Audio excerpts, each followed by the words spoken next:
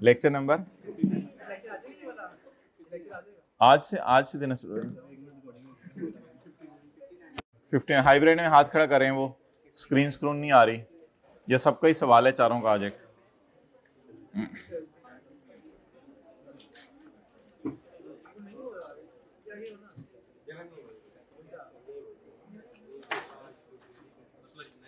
Homework के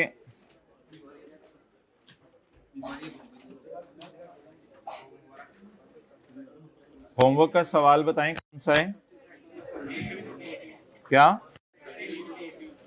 अच्छा, आप लोग वैसे आज कुछ खिलाएं जरूर साथ वाले को, पता नहीं वो आज चला जाए कल चला जाए अपने घर, तो जाने से पहले इसको कुछ खिला दें। चलें उसको ईदी दें 50 रुपए, निकालें जरा। आज थोड़ा सा जरा जेब हल्की करें, निकालें 50 रुपए उसको दें, 50 रुपए बिल्कुल। और ये उम्मीद ना लगाइएगा कि वो दे, अगर आपने फी सबीलिल्लाह देने हैं खुश करने के लिए 50 रुपए ईदी दे दें। हाँ दे दो, शुक्रिया करो भाई उसका। उसने 10 रुपए दिए, कोई मसला नहीं, कोई मसला नहीं। 50 रुपए माशाल्लाह, 50 रुपए 50 रुपए 50 रुपए। अच्छा जी,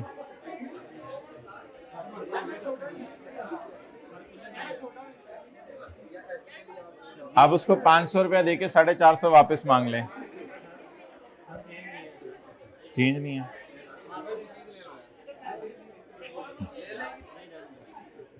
चले माशाल्लाह, 10 रुपए 10 रुपए। पेज 5 हाइब्रिड में दिखाएं, 10 रुपए 20 रुपए 50 रुपए।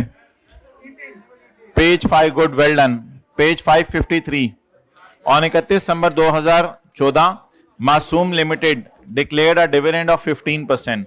मासूम लिमिटेड ने 15% का डिविडेंड डिक्लेयर किया है। खामोश, 50,000 पे लगाएं 15%, 50,000 पे लगाएं 15%। जी बोलें। 7500 फुल सफाए, 7500 फुल ऑरेंज सफाए। वापस करो, जल्दी करो। 7500 फुल ऑरेंज सफाए। अच्छा जी, dividend income has been properly booked by Khushhal. किसने डिविडेंड रिकॉर्ड कर लिया?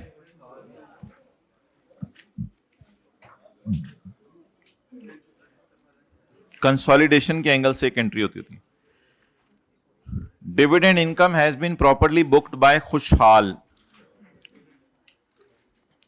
इसका मतलब है इसने अभी डिविडेंड रिकॉर्ड नहीं किया। तो कितने लोगों ने एसआरई डेबिट पेएबल क्रेडिट किया था? बाकी लोगों ने नहीं किया। और उसके बाद पी रिसीवेबल डेबिट और other income credit entry already कर चुका है, इसलिए ये कोई एंट्री नहीं करेगा। इन एंट्रीज की वजह से आपस के रिसीवेबल पेएबल क्रिएट हो गए। तो रिसीवेबल क्रेडिट और पेएबल डेबिट कितने से? 7500 इंटू 80% जी 6000। इस तरह कितने लोगों ने किया था, जरा हाथ खड़ा करके बता दें। ओ तो 4 फिगर्स पोस्ट करनी थी, 1 2 3 4, सवाल के फेस पे 4 फिगर्स पोस्ट करनी थी। ठीक है भाई, पिछले सवाल में कोई मसला हो गया था? Okay.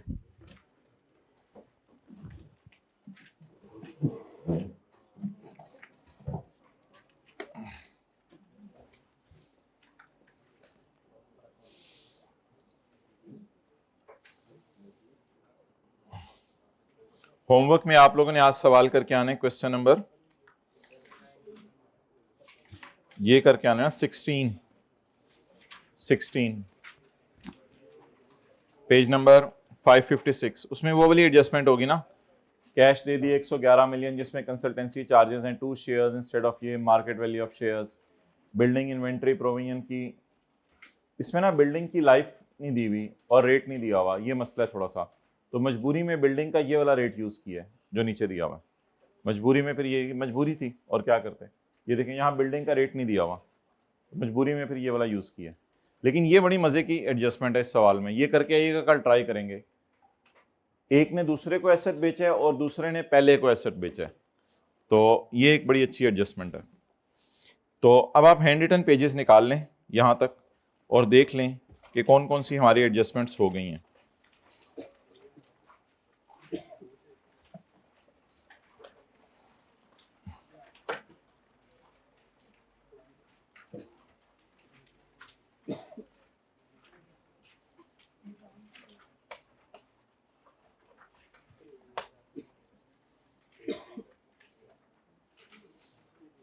Okay, recording of impairment loss when there is a positive goodwill. जब कभी पॉजिटिव गुडविल आ जाए तो आपने इम्पेयरमेंट लॉस निकालना होता है। अगर एनसीआई किसके ऊपर है तो फिर सीआरई डेबिट, और अगर एनसीआई तो एसआरई डेबिट, गुडविल क्रेडिट। अगर नेगेटिव गुडविल आ जाए तो चाहे एनसीआई प्रोपोर्शनेट बेस पे हो, चाहे एनसीआई, इसको आपने क्रेडिट करना है सीआरई में, इसको आपने क्रेडिट करना है। असल में एक जनरल एंट्री होती है इन्वेस्टमेंट, और इसको छोड़ें, हाँ जनरल एंट्री को छोड़ें, टी अकाउंट में हमें बात समझ आ जाती है। सेल ऑफ स्टॉक, किसने बेचा? पी ने, तो सीआरई डेबिट स्टॉक। किसने बेचा? एस ने, तो SRE debit stock credit. Revaluation, किसके एसेट्स को रिवैल्यू करना पड़ता है एक्विजिशन डेट पे? सब्सिडरी के। एसेट डेबिट सरप्लस इन वर्किंग वन, एसेट बनने से डेप्शन बढ़ जाती है, SRE debit asset credit.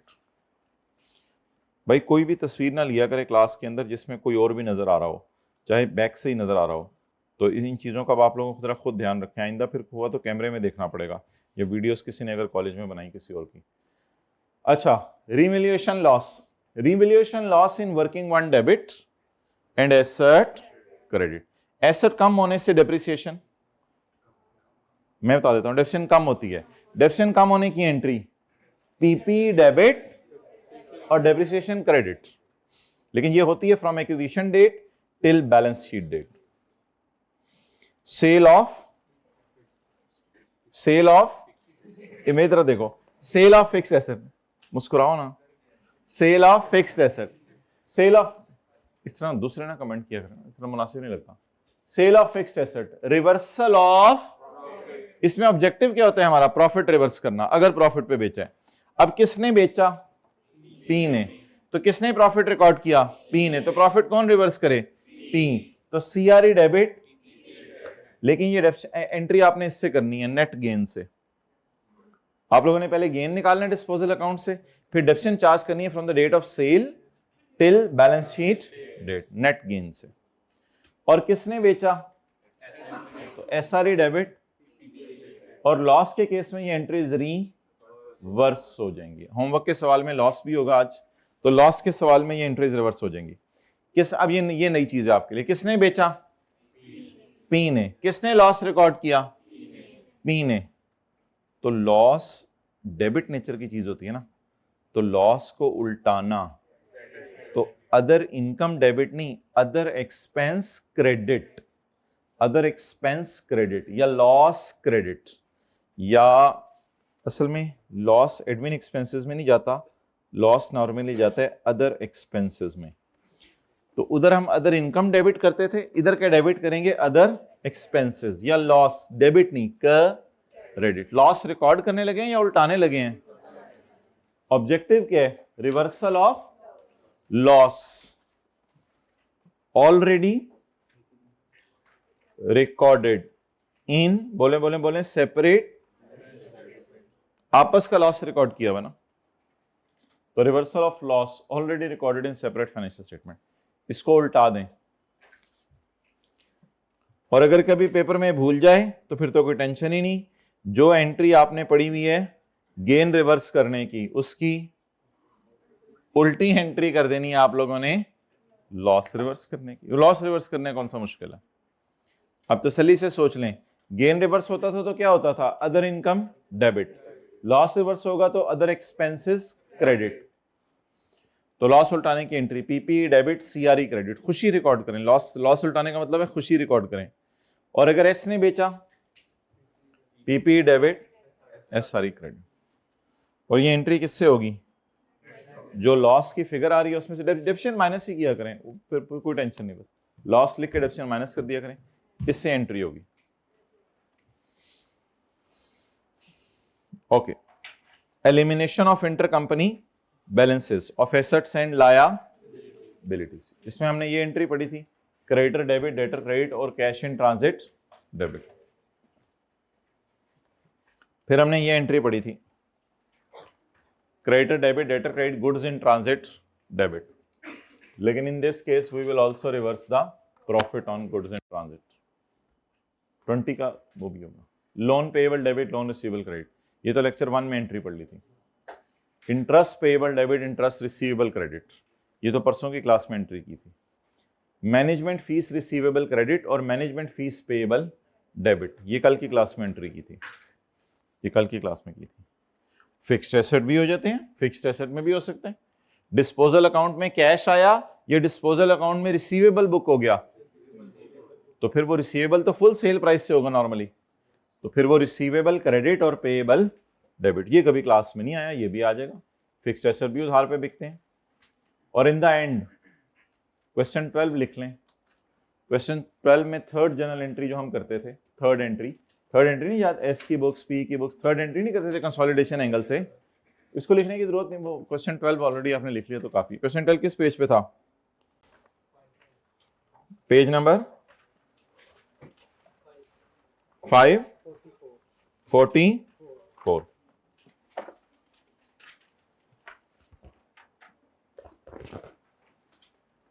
Okay, consolidated P and L के सवाल करना शुरू करें। Consolidated P and L,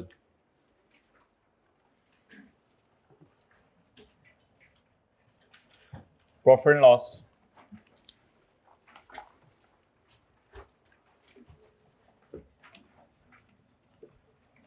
cell, cost of sale, GP, expenses और प्रॉफिट।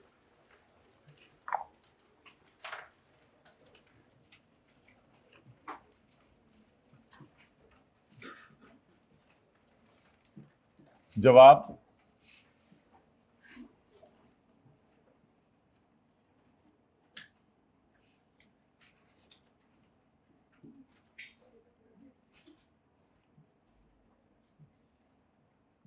जवाब 44 2026 31 दिसंबर 2026। P acquired S on 1 January 2022। P acquired 80% of S on 1 जनवरी 22। 22 से कोई फर्क नहीं पड़ता कि पेरेंट ने एक्वायर की है सब्सिडरी को 2022 में। पी एंड एल तो हमेशा क्या बना करेगा, एज ऑन या for the year, for the year. P and L तो फॉर द ईयर बना करेगा, तो अगर P and L for the year बना करेगा तो बस पी एंड एल को आप फॉर द ईयर बना दिया करिएगा, तो पी एंड एल में कोई टेंशन नहीं है। फिगर्स गिन लें कितनी है, 1 2 3 4 5 6, बस ये 6 फिगर्स, ये 6 फिगर्स आपने उठानी है। जीपी को आप लोगों ने नहीं उठाना कभी भी, क्योंकि जीपी ऊपर से बैलेंसिंग आ जाया करता है, और इसको भी आपने नहीं उठाना, ये ऊपर से बैलेंसिंग आ जाया करता है। तो आप लोगों ने टोटल्स को कभी नहीं उठाना, इंडिविजुअल फिगर्स को उठाना है। तो बता दें कितनी आइटम्स नजर आ रही हैं, 1 2 3, इन 3 की 2 2 फिगर्स हो तो टोटल कितनी फिगर्स होगी, 6। चलें जी, ऊपर लिखा करेंगे parent consolidated statement of comprehensive income for year ended 31 दिसंबर 2026। चलें जी, 6 फिगर्स उठाएं। सेल बोलें 100 प्लस 90। अब आप आपस की सेल मुझे बताएं कितनी हुई है, ताकि मैं उसे कैंसिल करूं। नहीं है चलो फिर तो मजे हो गए, आगे चलें फिर क्या टेंशन है, रिलैक्स, मौजा ही मौजा। Cost of sale 30 plus 40।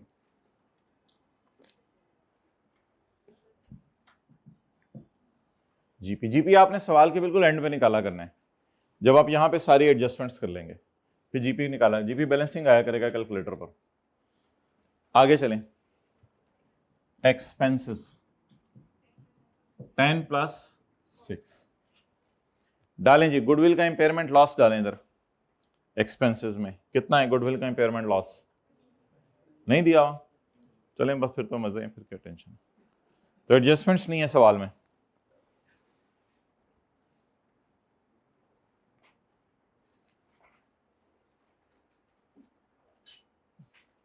Totals कर दें।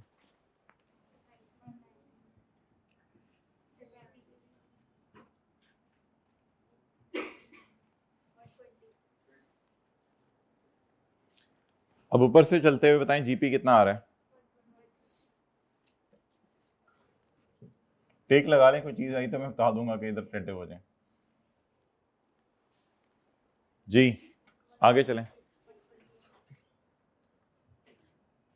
ये किसके खर्चे हैं, पीटीसीएल के 10 अरब रुपए, और ये किसके खर्चे हैं, यूफोन के 6 अरब रुपए, 16 अरब रुपए इन दोनों के खर्चे हैं एज अ ग्रुप। ना ना ना ना ना, साथ साथ 80% नहीं लगाना माय डियर, ये सेल पे हमारा कंट्रोल है पूरा, कॉस्ट ऑफ सेल पे हमारा कंट्रोल है पूरा। बैलेंस शीट में भी तो नहीं साथ साथ 80% लगाते थे, साथ साथ 80% नहीं लगाना जी। बोलें 104 जी, 104। अब बताएं आगे क्या करें। ये तो पैट निकल आया ना, P&L तो बन गया, चलो हमारा पैट निकल आया।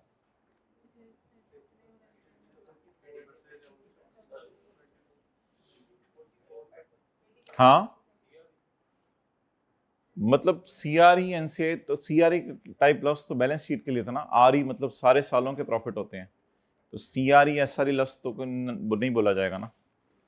अब ये 104 को क्या करें, बोले 104 को बांटें, 104 को बांटें।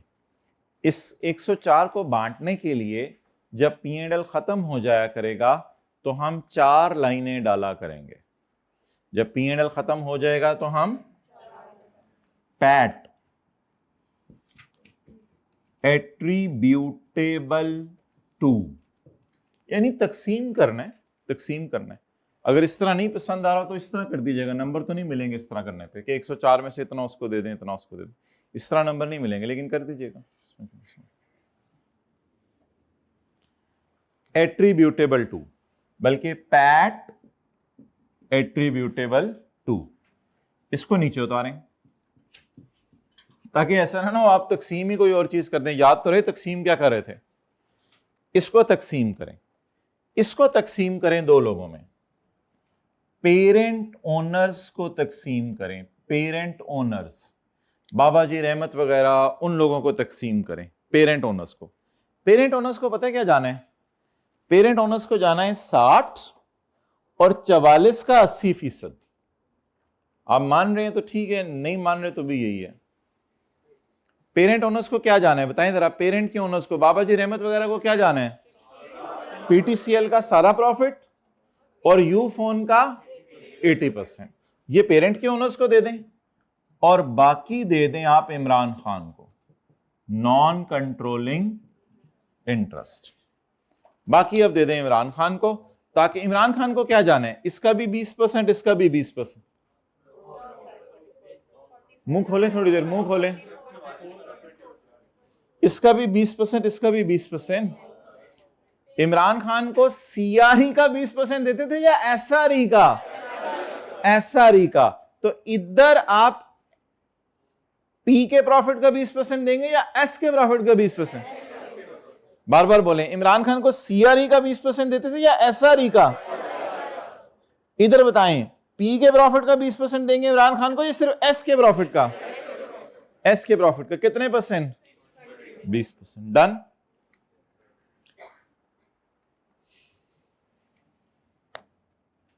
वैसे तो अगर आपके मूड बन रहे हैं तो इसी तरह डायरेक्ट कर लेते हैं। एस का प्रॉफिट कितना है? 44। यहां से ट्राई करना है, यहां से, ऊपर से नहीं डालना कुछ प्लीज माय डियर, यहां से ट्राई करना। 44, ये क्वेश्चन है। 44 into 20% is equal to 8.8। Balancing दे दिया करना है पेरेंट के ओनर्स को। पेरेंट के ओनर्स को दो चीजें देनी है हमेशा। पेरेंट के ओनर्स को ये पूरा देना है और इसका, लेकिन अल्लाह का शुक्र है इस टॉपिक में आसानी है हमारे लिए। इस टॉपिक में हम पेरेंट के ओनर्स का हिस्सा क्या निकाल लिया करेंगे? बैलेंसिंग। पेरेंट के ओनर्स का हिस्सा क्या निकाल लिया करेंगे? बैलेंसिंग। लेकिन रुक जाएं, हम फिर यहां लाके लिखा करेंगे वर्किंग 5। आज हम वर्किंग 5 इंट्रोड्यूस करने लगे। वर्किंग 5, वर्किंग 5 एसआरई तो होती है एज ऑन, वर्किंग 5 है एस प्रॉफिट, ये होता है एज ऑन नहीं, ये क्या होता है? For the year. तो working 5 is like a working 5 में, वर्किंग 2 में क्या आता था? S R E. तो इधर आएगा एस प्रॉफिट, उधर क्या आता था? एस, बस एस आर ई की ही ये वर्किंग है, समझ लें उसी टाइप की, लेकिन वो एज ऑन होती थी और ये फॉर द ईयर है। असल में मैं 44 को क्यों लेके जा रहा हूं? 60 को भी कहीं बांटना 44 को है ना, बांटना 44 को है। तो बोले एस आर ई वर्किंग क्या होती थी? As on. और एस प्रॉफिट क्या वर्किंग है? For the year. इसको तकसीम कर दें। वैसे तो सीआरई एनसीआई लिखना नहीं चाहिए यहां पे, क्योंकि ये सीआरई एनसीआई है नहीं, लेकिन हम समझने के लिए लिख दिया करेंगे, कोई मसला नहीं। इसमें सीआरई को कुछ नहीं देना आपने, वो बैलेंसिंग आ जाना इधर, वो मैं आपकी तसल्ली करवा दूंगा। ये वाहिद ऐसा टी काउंट है जो हमारा टैली नहीं किया करेगा। इस टी काउंट को टैली नहीं कराना पेपर में, टेंशन नहीं लेनी। 44 का वही वो जो करते होते थे, यहाँ हद होगी ऐसे मुझे देख रहे होते हैं, इधर क्या करते थे एसआरई में? 44 इंटू, मुझे क्यों देते हैं ऐसे ना देखा करें मुझे, 44 इंटू 80% सीआरई में जाएगा और 44 इंटू बिल्कुल एसआरई अकाउंट की तरह बनेगा ये, लेकिन एज ऑन या फॉर द ईयर? पकड़े जी, 40 इंटू और 44 इंटू 80%, इसकी जरूरत नहीं है जी। बताएं 8.8। असल में ये अकाउंट इसलिए बनाना जरूरी है, इसमें एडजस्टमेंट्स भी हुआ करेंगी कुछ। चलें जी, इसको दे दें छोटे मोटे को जो भी देने हैं इसको, 8.8। अब ये, अच्छा ये उतार लिया करें नीचे, बताए ना, ये उतार लिया करें नीचे, फिर इसे तकसीम करना है। तकसीम करने के लिए इनको क्या देना है जल्दी बता दें? 44 का 80%, बाकी बैलेंसिंग बता दें 95.2।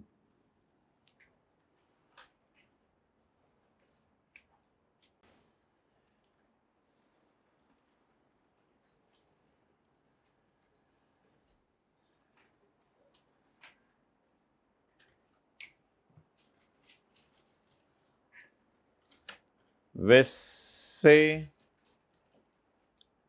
मैं ये काम करता नहीं होता, लेकिन कुछ लॉजिक के दीवाने हैं, उन्होंने आने वाले दिनों में बहुत तंग करने हैं लॉजिक्स पूछ के, तो उनके लिए ये काम कर रहा हूं। आप लोग बेशक ना देखिएगा, चलें देख लें आप लोग, अगर आपका दिल चाहे तो consolidated profit for the year, CRE या consolidated profit? Consolidated profit for the year का अकाउंट बना लें, जो किसी किताब में कभी जिंदगी में किसी ने नहीं बनाया आज तक। Consolidated profit for the year, और इसमें डालें P profit for the year CRE की जगह। बताएं ना, इसमें क्या आ जाएगा? पी का प्रॉफिट फॉर द ईयर, और ये कितने?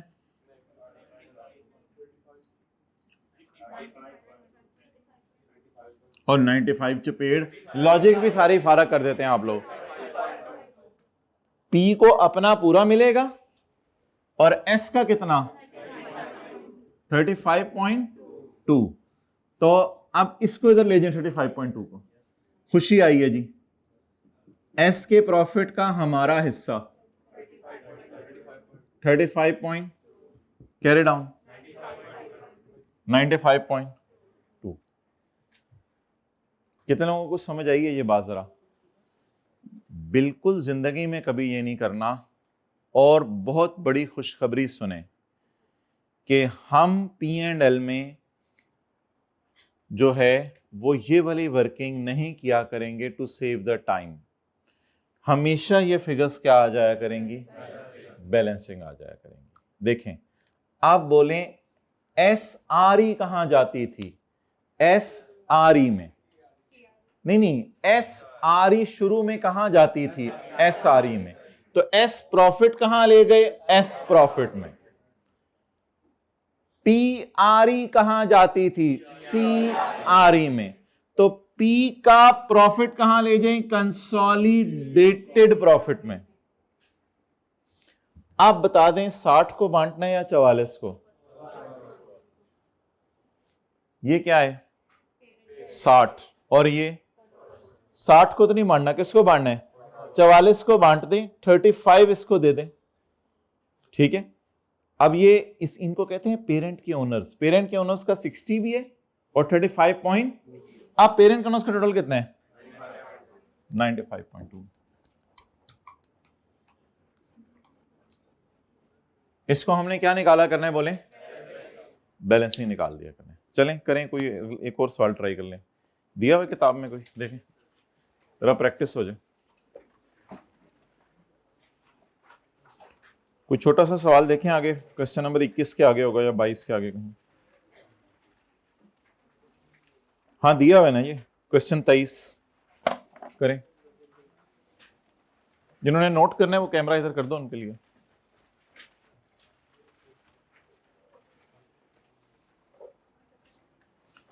क्वेश्चन 23 करें।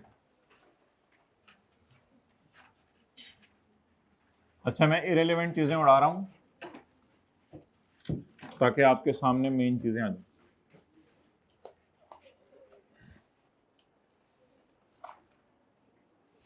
क्वेश्चन 23 में फिगर्स गिन के बताएं मुझे कितनी आ रही हैं? 6 फिगर्स। जल्दी करें फिर।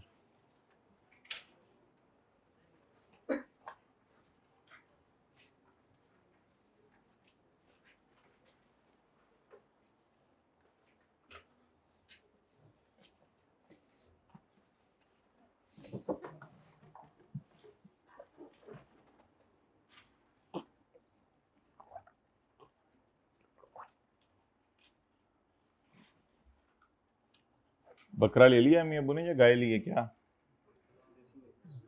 पूरी फैमिली ने मिलके गाय 7 हिस्से?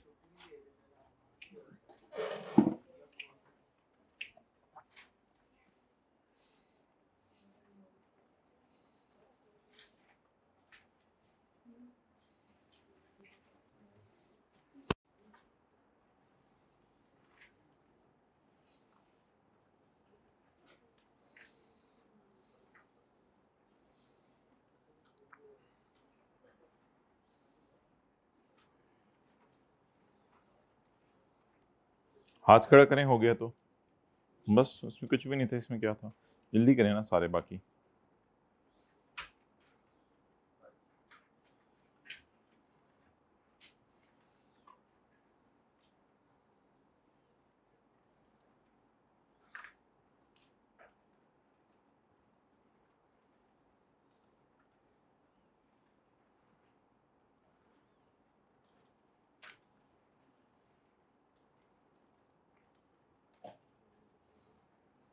ये जरा जल्दी कर दें, इसको करवा दें।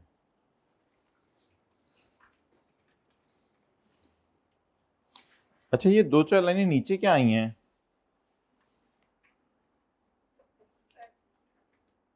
माय डियर, 2-4 लाइनें नीचे क्या आई हैं? ये याद रहेंगी? ये फॉर्मेट जरा देखें, नया नई सी चीज है। पैट तकसीम करना है पेरेंट के ओनर्स को। पेरेंट के ओनर्स को हम देते हैं पेरेंट का पूरा हिस्सा और सब्सिडरी का 80%। पैट तकसीम करना है पेरेंट के ओनर्स को और नॉन कंट्रोलिंग इंटरेस्ट को। लेकिन इसमें फॉर्मेट क्या हुआ करेगा बोले, 104 को नीचे उतार लेंगे और 8.8 वर्किंग 5 से आ जाएगा।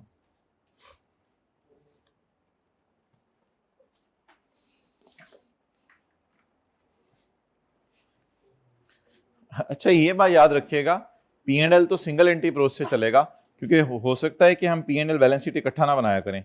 अगर P&L का सवाल होगा तो हम खाली P&L बनाएंगे, तो P&L कौन सी अप्रोच से चला करेगा, सिंगल एंट्रीज। जरूरी नहीं डबल एंट्रीज हो यहाँ पे।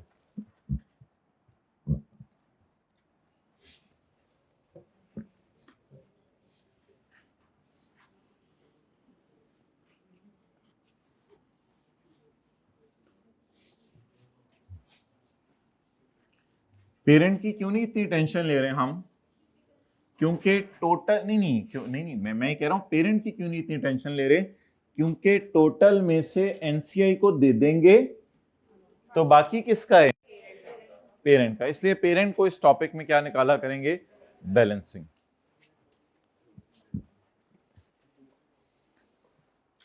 ओके, पीटीसीएल का रेवेन्यू, यूफोन का रेवेन्यू, पीटीसीएल के खर्चे, यूफोन के खर्चे, पीटीसीएल के मुलाजमीन की एडमिन की तनख्वाहें, सब्सिडरी के मुलाजमीन की तनख्वाहें। पीटीसीएल ने कमाया 130, यूफोन ने कमाया 85। पीटीसीएल ने खरीदा है यूफोन को 75%। PTCL bought 75% shares of Ufone. अब इधर देखें, अभी से बता दें एनसीआई को क्या मिलेगा, कैलकुलेटर पकड़ के बता दें। 85 का 25, 85 का 25% किसको मिलेगा, एनसीआई को। फिर पेरेंट को क्या मिलेगा वो टेंशन नहीं लेनी, लेकिन अगर सोचने तो सोच लें 130 पूरा और इसका 75%। अगर आप ये कर देंगे तो लड़ाई इनमें खत्म हो जाएगी आपस में, वरना एनसीए बोल लड़ेगी, एनसीए लड़ेगी कि ये मेरा हिस्सा गलत किया है।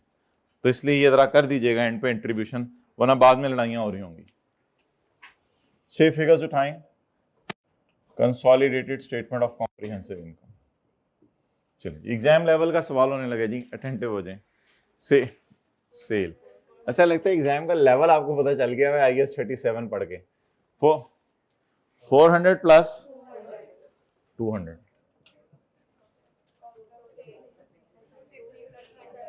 250 प्लस 100। भाई ये जिस दिन क्लास ऐसी हमारी अनहोनी सी हो मुझे याद करवा दिया करें, मुझे घर बताना भूल गया था कि मैंने लेट आना है कल, तो फिर उसके बाद फिर 20 और 15, ये कितनी फिगर्स हो गई, 6। कोई एडजस्टमेंट्स हैं, अच्छा वर्किंग 5, एस का, हाँ जी एस का प्रॉफिट, जाहिर बात है अब तो लोग जा रहे हैं, आज ही वो घंटा हम बुलाएंगे ताकि सैटरडे को आपको एक्स्ट्रा ना बुलाएं। एस का प्रॉफिट, एस का प्रॉफिट बोलें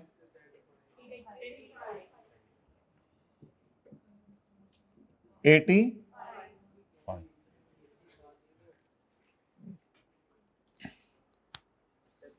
ये 85 पता क्या है, 200 माइनस 100, 100 माइनस 15, 85।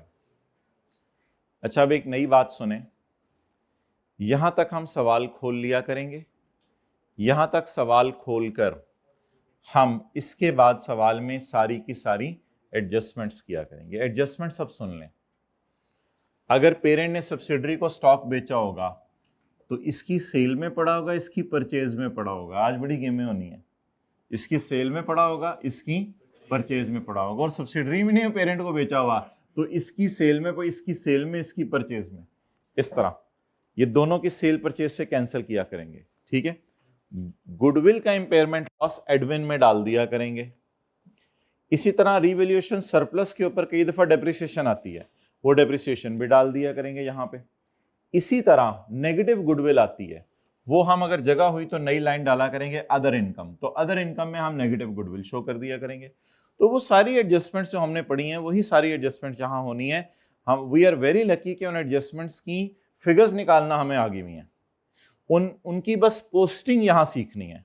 तो बोले आपस की सेल को सेल में से भी निकाल दिया करेंगे, पर चेज में से भी निकाल दिया करेंगे, क्योंकि एक की सेल है दूसरे की पर चेज है। लेकिन ये कुछ लिखने की जरूरत नहीं है, इसके ऊपर इतनी लंबी बहसें होनी है, आपकी सोच है, वैसे ही मेंटली प्रिपेयर कर रहा हूँ। इसके बाद इंपेयरमेंट लॉस आया करेगा यहाँ पे, किसका? गुडविल का इंपेयरमेंट लॉस। इसी तरह फिक्स्ड एसेट हुए तो एसेट बढ़ने से डेप्रिसिएशन बढ़ रही है, तो डेप्रिसिएशन का बढ़ना यहाँ आएगा। लेकिन अगर एसेट कम होने से डेप्रिसिएशन कम हो रही हुई तो डेप्रिसिएशन कम भी किया करेंगे हम माइनस करके। इसी तरह एक एडजस्टमेंट हम किया करते थे, आपकी जो है वो अदर इनकम आ जाती थी, नेगेटिव गुडविल अदर इनकम। तो अदर इनकम जो आती थी, अदर इनकम को यहाँ पे डाल दिया करेंगे, नेगेटिव गुडविल तो नहीं, अदर इनकम लिख के यहाँ डाल दिया करेंगे। पेरेंट को खुशी आई है नेगेटिव गुडविल के तौर पे, तो वो सारी एडजस्टमेंट्स जो पहले पोस्ट करते थे उन्हीं को सिंगल एंट्री के जरिए अप्रोच करेंगे। लेकिन एक एडजस्टमेंट अल्लाह का शुक्र है डबल एंट्री के जरिए भी पोस्ट होगी। इधर से सेल माइनस करेंगे और इधर से पर चेज माइनस करेंगे, और थोड़े दिन चलेंगे तो सवालों में इंटरेस्ट इनकम एक्सपेंस भी आ रहा होगा। तो इंटरेस्ट इनकम इसकी अदर इनकम में पड़ा होगा और दूसरे की फाइनेंस कॉस्ट में पड़ा होगा। वो तो मैंने आज दी नहीं, एक की इंटरेस्ट इनकम एक की अदर इनकम में पड़ा होगा, दूसरे की फाइनेंस कॉस्ट में पड़ा होगा। तो एक की अदर इनकम में से माइनस करे होंगे और दूसरे की फाइनेंस कॉस्ट में से माइनस करे होंगे। तो वही सारी एडजस्टमेंट्स करेंगे जो हम पहले करते थे, लेकिन अब सिर्फ किसके एंगल से करेंगे? एज ऑन के एंगल से करेंगे या फॉर द ईयर के एंगल से? फॉर द ईयर के एंगल से करेंगे। अच्छा, यहां तक आपने एज अ स्टेप 1 खोल लिया करना है। एडजस्टमेंट्स को यहां भी किया करना है और यहां भी मैं आपको बताऊंगा किया करना है। ये जब एडजस्टमेंट्स करके आप फारिग हो जाएंगे, आप चीजों को क्लोज करना है जी। 600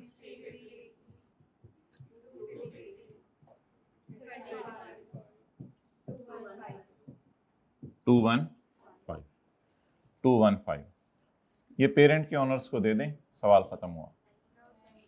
दे दें, खैर है, देख लेंगे इमरान खान को, छोड़े पड़े भी फिलहाल। दे दें पेरेंट के ऑनर को, टाइम नहीं है, वो पेपर छीनने लगा है। दे दें पेरेंट के ऑनर्स को, दे दें, वो जान दें। इसमें क्या है, ज्यादा से ज्यादा सब्सिडरी का सारा ही प्रॉफिट है ना इसमें, सब्सिडरी का सारा ही प्रॉफिट है ना इसमें, तो जाने दें पेरेंट के ऑनर्स के पास। नहीं चले, फिर कुछ करें, फिर इसको लाएं इधर 215। कोई दीवाना होगा ना, कह रहा होगा वही ये P&L में भी बैलेंस शीट बना दी इन्होंने, उसकी बातों में ना ये वो पागल ही होए, P&L में भी बैलेंस शीट बना दी इन्होंने। ये बैलेंस शीट नहीं है, ये सिर्फ तकसीम करने लगे हैं। अगर आपको नहीं पसंद आ रहा तो तकसीम इस तरह भी कर दीजिएगा, नंबर नहीं मिलेंगे, लेकिन इस तरह तकसीम कर दीजिएगा कि थोड़ा सा इस बंदे को दे दें, थोड़ा सा इस बंदे को दे दें। एट्रीब्यूशंस करें जी, इसका नाम है PAT. PAT attributable to number 1 parent owners. ये वैसे नया लफ्ज़ है पेरेंट ओनर्स, कभी हमने क्लास में यूज नहीं किया था। पेरेंट ओनर्स एनसी उतारे नीचे इसको। मैं ये नहीं कहूंगा कि 85 ज़रब ये इधर ब्रैकेट में कर दिया करें, वर्किंग 5 से लाया करें। आप बताएं 85 का कितने % इसको देना है? वो जो SRE अकाउंट नहीं क्लोज करते होते थे, चलो जी क्लोज करो CRE NCI, तो बस NCI को दे दें उसका हिस्सा, बाकी टेंशन ना लें पेरेंट की।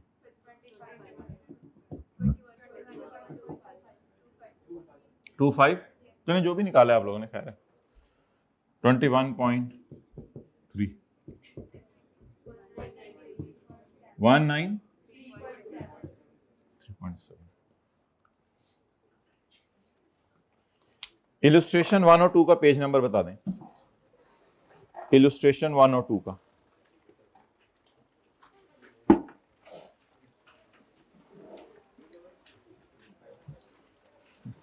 अच्छा यार, मैंने सीरियसली समझा कि आप लेटे हुए हो, मुझे नहीं पता था आप लेट के जो है वो बॉल पेन का ढक्कन ढूंढ रहे हो। मैंने कहा ये रेड शर्ट में कौन लेटा हुआ है आज क्लास में।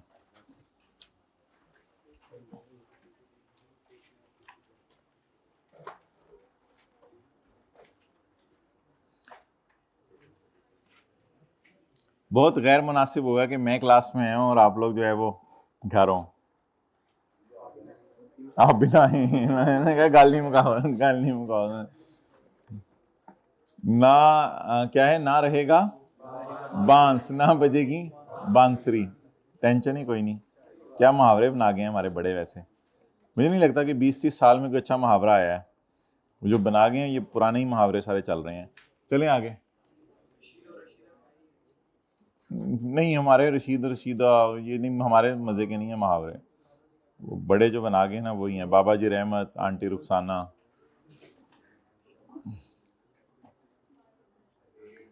किधर है पेज नंबर 500? ये देखा ना, इधर उधर की बातों का नुकसान होता है ये।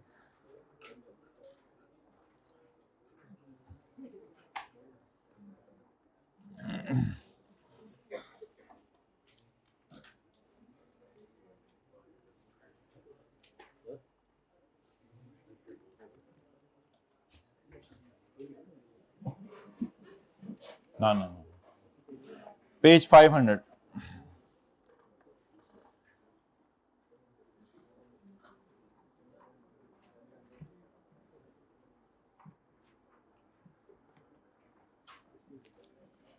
Subsidiary purchase goods costing ₹10 from outside world. Obviously subsidiary ने बाहर की दुनिया से कितने की चीजें खरीदी? 10 रुपए की।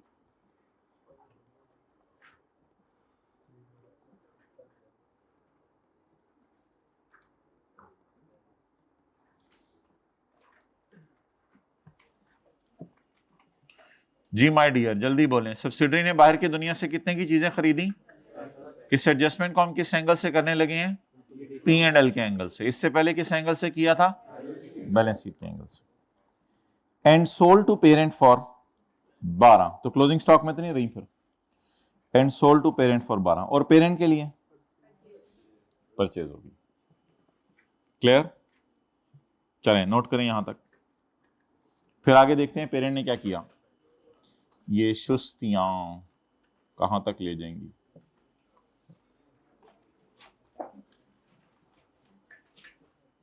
एक आप लोगों ने ऐसे लिख के आना है, मैं और मेरे साथ वाले की सुस्तियां।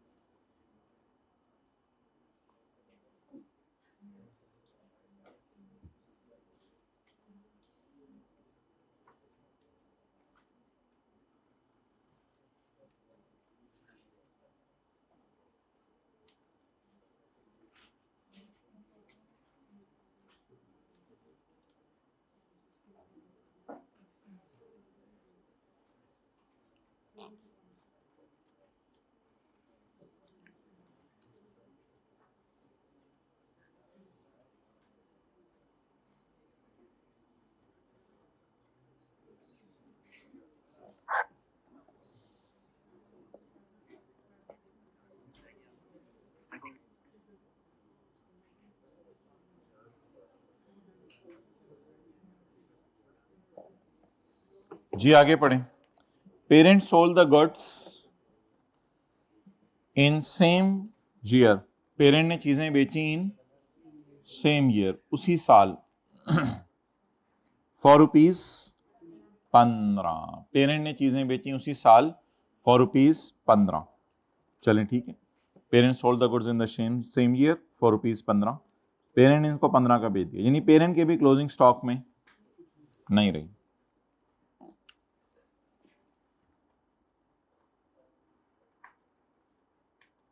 Cost of sale, cost of cell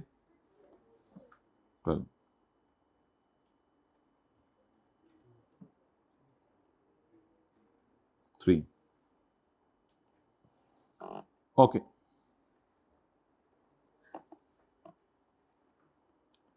consolidated statement of comprehensive income. अगर आप 15 और 12 को जमा कर देंगे तो आज P&L बनाते हुए एक मसला हो जाएगा, आपस की सेल रिकॉर्ड हो जाएगी। P&L बनाते हुए एक मसला होगा,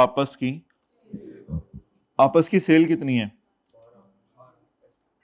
12, वो रिकॉर्ड हो जाएगी। असल में मैं आपको जो सही बात बताऊं ना, वो ये है कि हमारे ग्रुप ने 10 रुपए की चीज खरीद के 15 रुपए की बेच दी है। हमारे ग्रुप ने 10 रुपए की चीज खरीद के 15 रुपए की बेच दी है। तो असूली तौर पर हमारे जो ग्रुप के एंगल से सेल है वो कितनी है? 15 15 15 15 15 15। प्रॉफिट 5 है, प्रॉफिट 5 है, सेल कितनी है? 15। देखें हुआ क्या है, 10 की खरीदी किसने? सब्सिडरी ने। और पेरेंट को कितने की बेची? 12 की। पेरेंट ने आगे कितने की बेच दी? So just ignore this, what happened between them and consider them as a one unit. So what is our real purchase from the group angle? We bought goods of 10 from outside world and we sold to outside world for 15. So our sale should not be greater than 15 and our purchase should not be greater than 10. लेकिन अगर मैं अभी 12 और 15 को जमा करूंगा तो मेरी सेल तो लोगों को लग रहा होगा बहुत ज्यादा है। तो वो जो मैंने आपको थोड़ी देर पहले बता रहा था वो काम आप कर लें। वो काम आपने क्या करना है, वो काम जरा जल्दी बताएं क्या करना है। वो काम आपने ये करना है कि एक एडजस्टमेंट किया करनी है। एक एडजस्टमेंट ये करनी है कि -12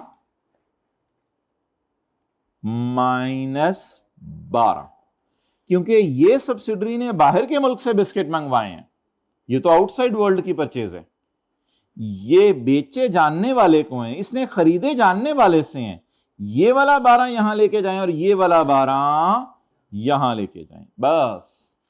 आपस का प्रॉफिट तो इधर है ही नहीं, क्योंकि मैंने आपको बताया था आपस का प्रॉफिट नहीं हुआ करेगा। आपस का प्रॉफिट तब होता है जब बाहर की दुनिया को चीजें ना बेची होती। -12 -12। अब कैलकुलेटर पे लिखें 12 जमा 15 -12, 15। कैलकुलेटर की जरूरत ही नहीं। 10 जमा 12 -12, 10। सो अब बताएं ये एडजस्टमेंट्स करने के बाद what is my cost of sale, और प्रॉफिट कितना आ गया? 5। प्रॉफिट की कोई टेंशन नहीं, ये आउटसाइड वर्ल्ड से रियलाइज हो गया हुआ, यानी ये बाहर की दुनिया में चीजें बेचनी हुई है। लेकिन सेल आसमानों पे पहुंच जानी थी अगर मैं ये -12 ना करता। आप में से कुछ बच्चे क्लास के बाद आके कहेंगे आप सेल और परचेज इस तरह पे लिखते थे, प्रॉफिट यही आना था। भाई प्रॉफिट की टेंशन नहीं है, सेल एक अलग लाइन आइटम है P&L में जिसको सही करना जरूरी है। लोगों ने पूछा ये सेल आसमानों पे क्यों पहुंची हुई है, हम कहेंगे आपस में सेल खेल रहे हैं, गुड्डा गुड्डी के खेल हैं, ये आपस में सेल खेल रहे हैं। तो अब आप लिखें रूल इसमें, डिडक्ट, बोले 12 from sale and cost of sale, क्योंकि परचेज तो आपको नजर नहीं आ रही होगी, लेकिन चलें लिख लें from sale and purchase. Deduct 12 from sale and purchase. Sale and purchase से 12 माइनस कर दिया करेंगे।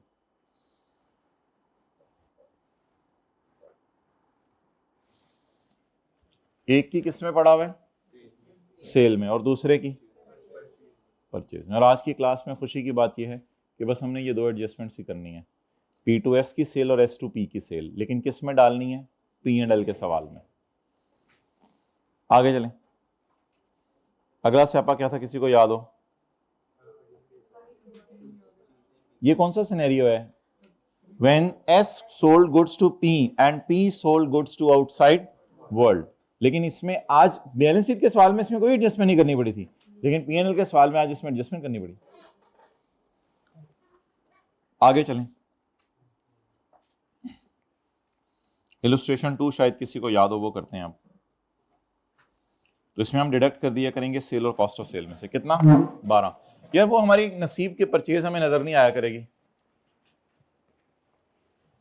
तो अगर एस ने बेचा तो इसकी सेल में पड़ा होगा और पी ने खरीदा तो इसकी पर, तो यहां माइनस माइनस कर दिया करेंगे ताकि ये दोनों फिगर सेट हो जाए।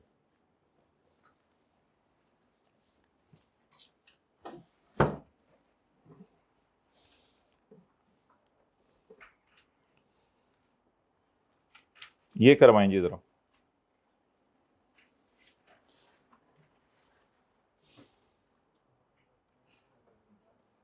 S P sale S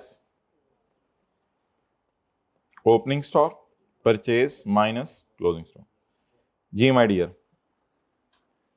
subsidiary purchase goods costing 10 लिखवाएं, कहां लिखूं? सब्सिडरी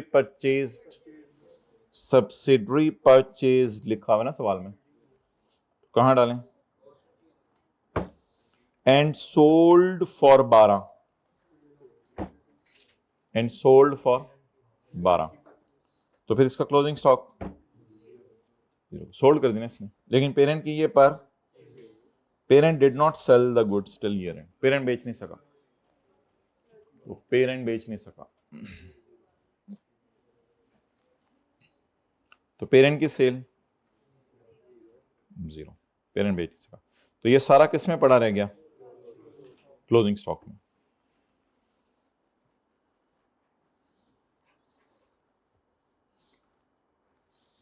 ओके,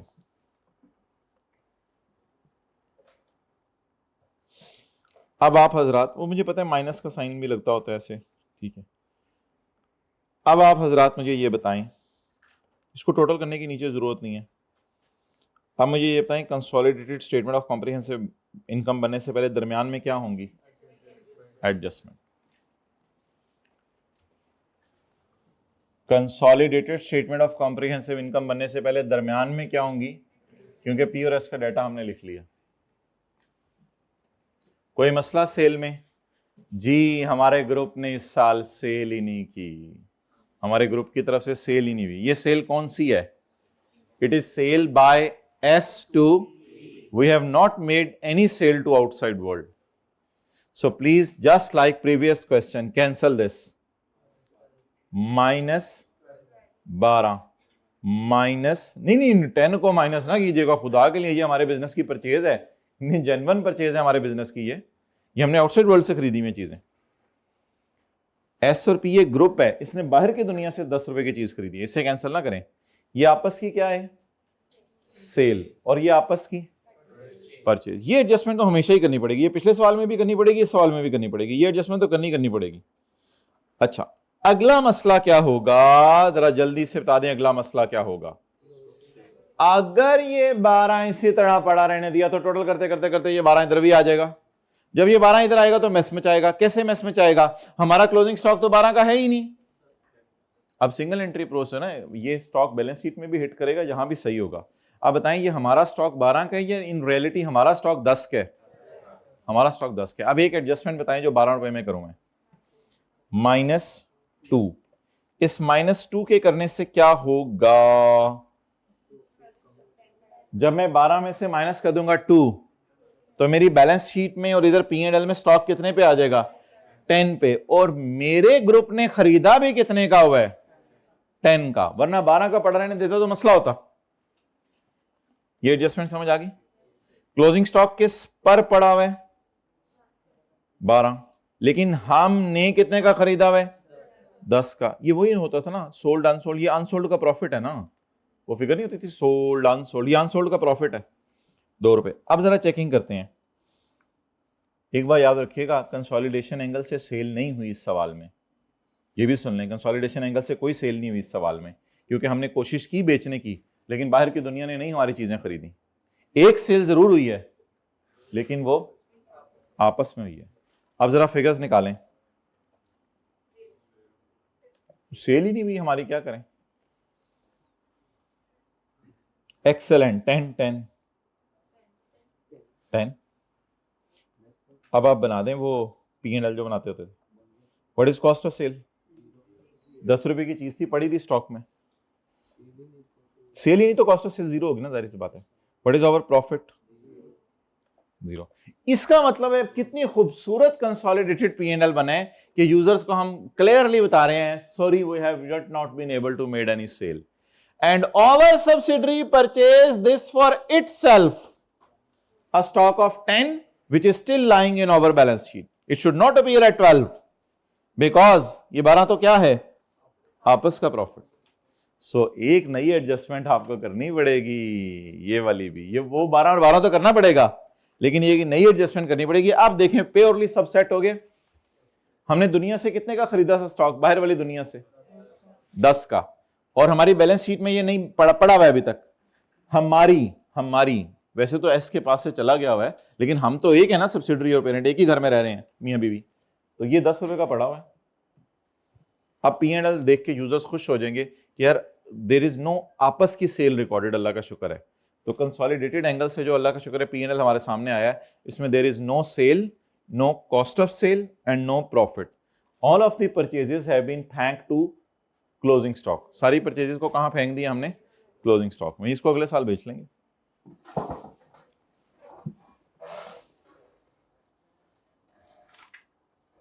तो अब रूल क्या बनेगा?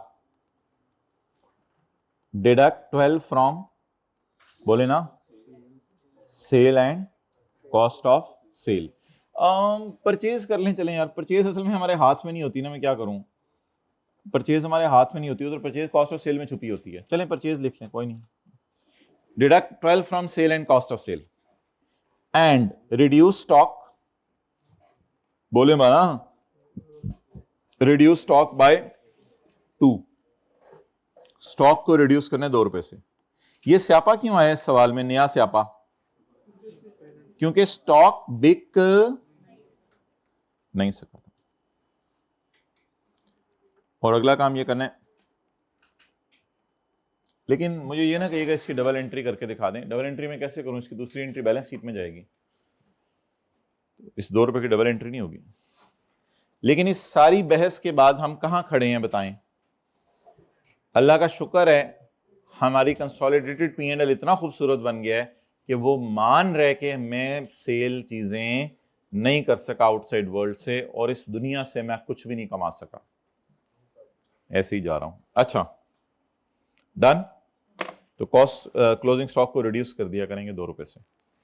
चलें जी, अब वो सवाल कर लें, एक छोटा सा है कोई, फिर आइए स्टूडेंट 37 शुरू करते हैं। बस आज क्या पढ़ाना है और आपको। सवाल देखें, क्वेश्चन 23 के आगे है, पता नहीं कोई एक सवाल ढूंढे जिसमें P2S S2P दोनों सेल हो रही हैं। बनाओ दूसरा हिस्सा।